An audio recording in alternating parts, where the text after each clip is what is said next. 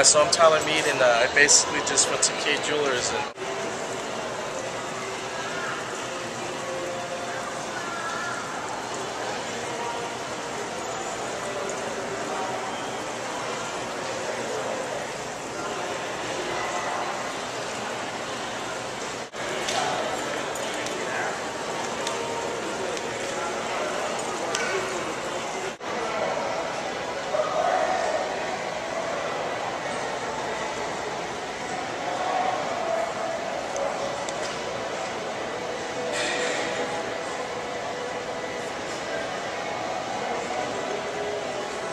It's Tyrell Pearson, and I just went to this K jewelry store. I will.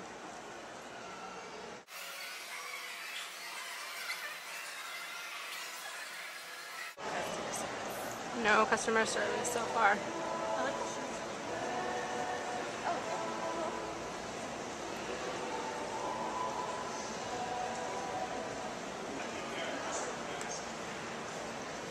You had to tell them they had a customer. You see everything you get to the customer. I just went to this K jewelry store, and as you can see, it took them at least 2 minutes for me to get assistance or anything. And when I was up there, mostly she was like, what's my price range? And she seen I had big earrings. So she offered me this for some big earrings, but she said it's probably out of my budget. So, She said that? yeah. And what would you say the nonverbal message was given to you? I don't know. That you couldn't afford something? Yeah, I couldn't afford anything because something like that. I basically just went to K Jewelers and almost bought like $1,000 earrings. And I mean, the lady was real nice to me. It took like 30 seconds, I think, for her to come. And basically, you know, she let me take the most expensive earrings out, look at them, play with them, and you know, she almost gave me my own credit line. Like, she was dead serious with me buying them.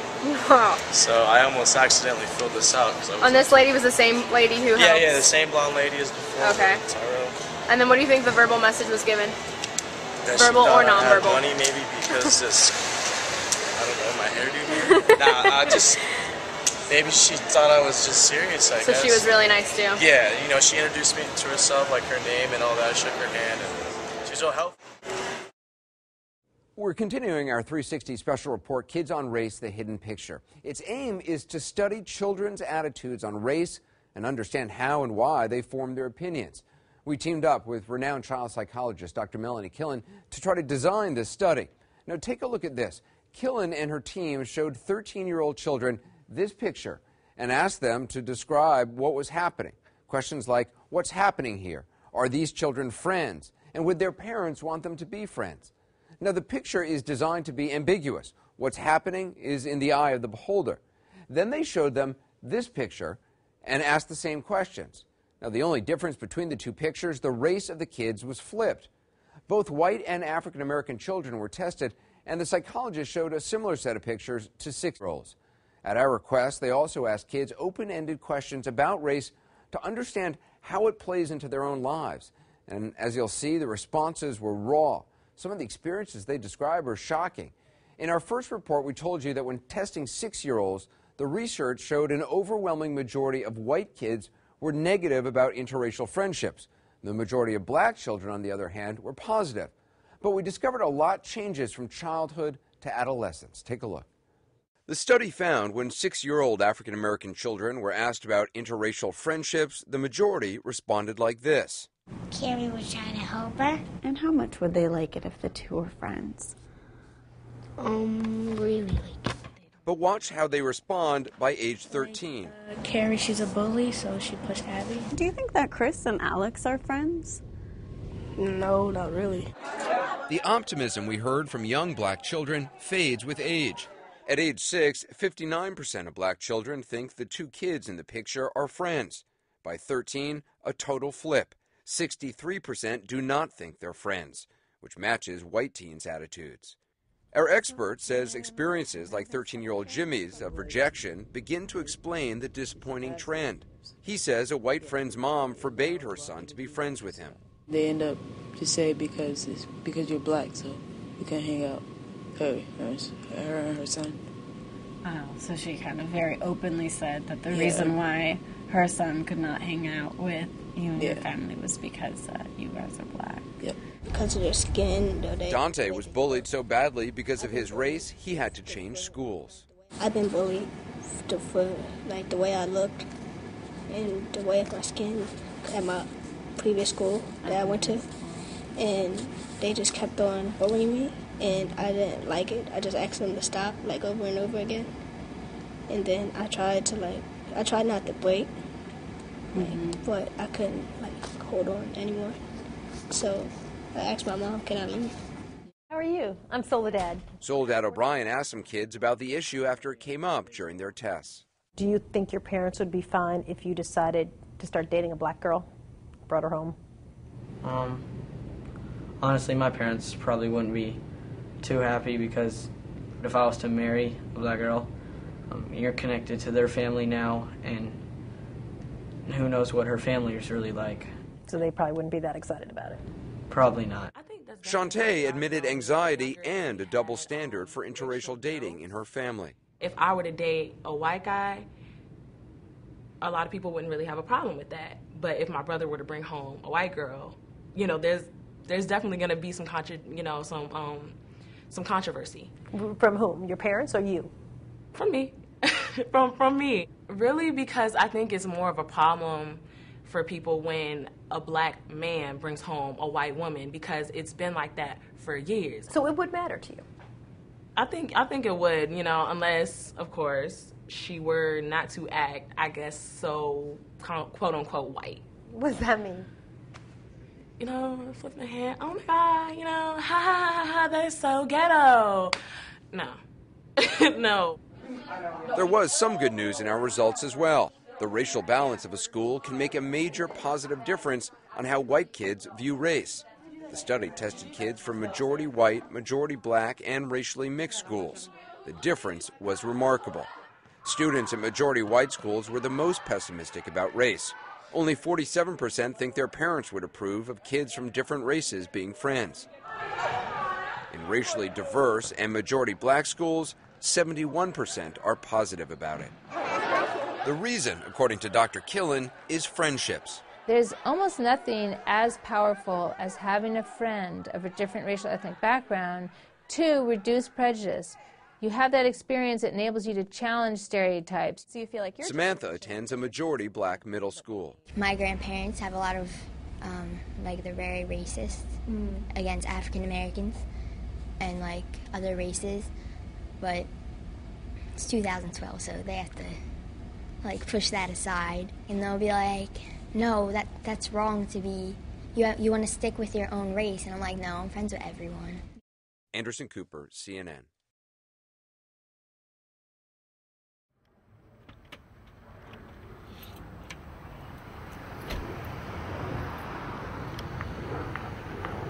I am a refugee of Saddam's genocide. We fled after the massacre of the Kurdish people in the north. You know, they say don't judge a book by its cover, but in the U.S. right now, as far as towards the Muslim community, that's exactly what they're doing. They're judging the action of a few people and basing it on the whole majority. After 9/11, I had a knock from the FBI at my door. And he brought out a questionnaire, starting off with such questions as are you a part of Al-Qaeda? I told him over and over, I came here when I was around 7. And I didn't know nothing about back home. I didn't know what Osama is. I'm not even from the same region as Osama. But I guess my Middle Eastern last name and my Muslim descent automatically makes me a prime suspect in 9/11. Racial profiling's out there, and I am a prime example of it.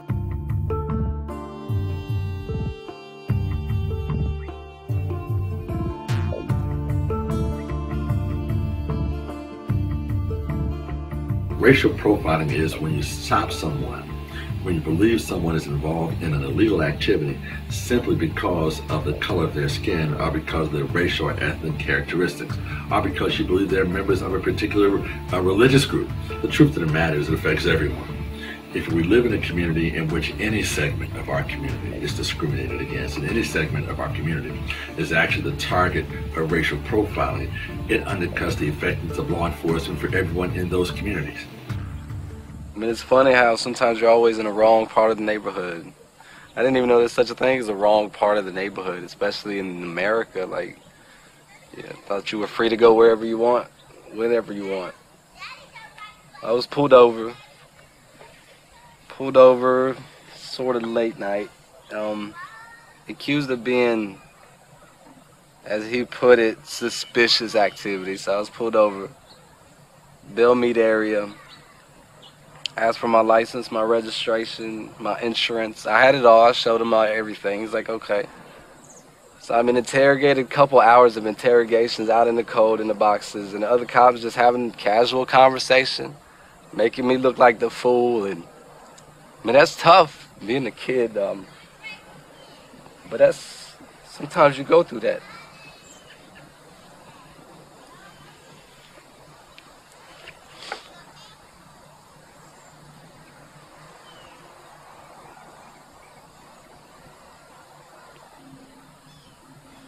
I mean, at the end, I was let go. No citation, no ticket, no reason. Only because, in my opinion, I was a Muslim kid in the wrong part of the neighborhood. So they said. I mean, I've seen a lot in my life. But to be degraded, I wasn't worried about stripped down of my clothes. Being stripped of my dignity was what I had a problem with. I mean, to run away from the injustices, only to come back and face it, that was tough. This is still the land of opportunity. This is America. People flee from other countries to come to a beautiful place like this. But sometimes they don't realize the harsh reality of it. Every beautiful face has an ugly side to it.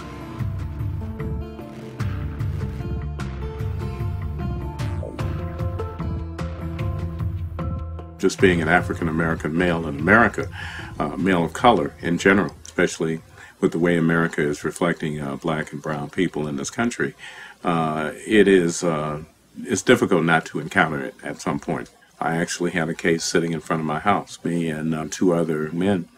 Police jumped out, pulled guns on us, put it at our heads, and said they were looking for someone who had stolen some equipment. And I showed him that I lived at that location. And then he vociferously apologized, hoping that I would not tell any of his superiors about it. What's happening in Detroit is a subsection of what's happening in the United States. In New York, Philadelphia, Atlanta, New Orleans, Seattle, Washington, San Antonio. And the work that I have done, many of the people that have died, the 300 funerals that we've gone to, many of them have started with the profiling in terms of who the person happens to be. This is, for instance, Eric Williams. This is a homeless man shot by a state trooper. Everybody knew him. They didn't know him to be violent. This young lady here was shot in an altercation with the police. This young man here was a father, had 4 children. Just walking home and was stopped by the police. He never made it home.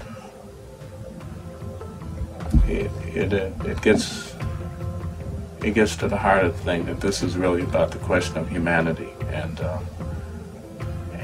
it's more tragic than one could imagine. I don't know whether it's a blessing or a curse to be given this kind of work, but we do what we do. Communities across America are being affected by racial profiling, whether it's driving while black, flying while brown, walking around while Latino. Racial profiling clearly violates our Constitution, our right to equal protection under the law, our right to due process. People need to be identified not simply because of their race or their religion or their national origin. When law enforcement does that, it starts to undermine the confidence of communities in the very law enforcement that is there to serve and protect them. 9 months pregnant is arrested, handcuffed, and thrown in a jail for a week, all according to police for not having a driver's license. According to the woman, it's because she's Hispanic. So is this a case of racial profiling? Se siente uno mal, como le digo yo al policía le rogué que no me llevara a la cárcel porque me faltaban de 3 a 4 días para aliviarme al bebé, pero es ni eso, no, no sé ni decirle cómo, ni porque también mis hijos los dejé llorando en el carro, me sentía muy mal. Se me rompió la fuente para tener a mi bebé. Cuando llegamos al hospital, que me subieron a la cama cuando terrenalmente suben a la cama, me tuvieron expulsada de esta mano y del pie. Por decir, me alivié el domingo, tuve 3 días en el hospital. Yo no supe si a mi hijo se lo habían entregado a mi esposo, a mi esposo no lo dejaban verme. Yo no supe si se lo habían entregado a él o no, como no me dejaban hablar por teléfono ni nada. One of the things that I've noticed over my 21 years in law enforcement is a historical relationship of racial profiling with African Americans, is that you now start seeing it with immigration and starting to pour in to other communities. And so you get the same feel when you were talking about immigration enforcement and the laws in Arizona. You got the same feel after 9/11 with our Arabs, our friends there, and Middle Easterns. So you can see that when strong events happen, that racialized issues become more apparent. I grew up in Michigan. Most of my life I've lived in Michigan. I have traveled extensively, whether it was for studies or whether it was for human rights research. But I have really spent most of my life in Michigan. I have to say I'm a Detroit girl, although I like the West Coast. My sister and I, we are very frequent travelers. We were vacationing in Argentina. We're flying back to the United States. We had already gone through the initial screening. We had gone through the secondary pat-down, but when we were about to board the flight at the gate, after we had presented our boarding pass, we were pulled aside by TSA agents and asked to remove our head covering. So asking us to remove our hijab in public, if you can imagine being asked to remove your underwear and removing it in public, that's really what that feeling is going to feel like. They took us back out through the security to a public bathroom. We were patted down. The bathroom was crowded. I remember that there were people going in and out of the bathrooms, and they were asking, why did you select these women, and have you done this to anyone else? And there was another woman that was, putting her head covering back on, and I will never forget, she was shaking. She was shaking. She looked like she had been thoroughly humiliated, and obviously the same thing happened to my sister and myself. What can be done to stop racial profiling is this. First, we need strong national legislation that would ban racial. To find out how people react to a blatant act of vandalism, we sent white teenagers, actors hired by us, to trash a car in broad daylight. And then we watched as dozens of people walked right by. As it turned out, there was just one call to 911. But at the same time, from the same park, 911 operators got 2 other emergency calls. And to our astonishment, those calls were not about our vandals, but about the young people in this car. A couple guys in the car laying down like they look like possibly they're getting ready to rob somebody. The people in the car were African American, and they were just sleeping. We know because we invited them here. They're friends and relatives of another set of actors hired by us for the second part of our experiment. What'll happen if we change the race of those vandals? And if this group could trigger 911 calls just by dozing in their car, what'll happen when we send these black teenagers out to do some real damage? As she walks by the vandals, this woman is already on her cell phone. Yeah, I'm at the Ridgewood Vet Pond, and by the walking path, there's a group of 1, 2, 3 kids. And right on her heels, this man, cell phone in hand. 911, where's your emergency? Yeah, hi, I'm over in Ridgewood at the South River Park, Ridgewood Avenue. Okay, people spray painting a car? Yep. All right, you got it ready. We'll send it off. This woman asks the boys what they're up to. Yo, no, we ain't doing nothing, man. Just having fun, man. While maintaining a safe distance, she also calls 911. There's kids were beating up on a car. How many kids? 3 kids. Black or white. They all 3 look like they're just black. Black males. Yep. Are you gonna walk away like nothing happened? The police will be here. Huh? The police are coming. All 3 were angered by the vandalism, but wary of confrontation. Teenagers are kind of unpredictable. They seemed like they weren't afraid of being caught. I wasn't going to go especially right up to them because they had tools that could be used against me, and there's 3 of them and 1 of me. The destruction continues, and it's clear that in this predominantly white suburb, our 3 African-American vandals are generating more interventions and more calls to 911 than the white vandals. Neighbors pulling out the cell phones. One lady almost tripped, calling like, they're like, and I'm like, they're here. Hey, is that your car? No? Is it yours? No, but you shouldn't be doing that. I felt outraged. How dare you come to our backyard and do something like that in the middle of the day in front of our kids? I don't care where you're from. I don't care what color you are. You're doing something illegal. And so immediately I decided to call the police. Ridgewood Police, can I help you? Yes, hi. There's actually 3 kids in the park, and they're vandalizing a car. They're actually painting the car, and they're trying to break in the door right now. My husband was right to say that, what if those kids had a gun? And at that moment, honestly, I didn't think about that. The way I am, if I see something, I do something right away. What I found fascinating is that she defined that situation as her backyard. Suddenly it becomes us against them. It was clear then that these people are outsiders, and they don't belong here, and they don't belong here doing the things that they're doing. This is not your car? No. You have to stop. Why? It's illegal. Okay. It is? Yeah, somebody's going to call the cops. This conversation lasts 4 minutes, and this woman even gives the boys her name. What's your name? Kim? Which they promptly paint on the car. Now we said that you did it. Let me see. Now we're going to call the cops on you. So what difference did it make when we changed the vandals' race? A total of 10 calls to 911 compared to 1 call when the vandals were white. And more people stepped in.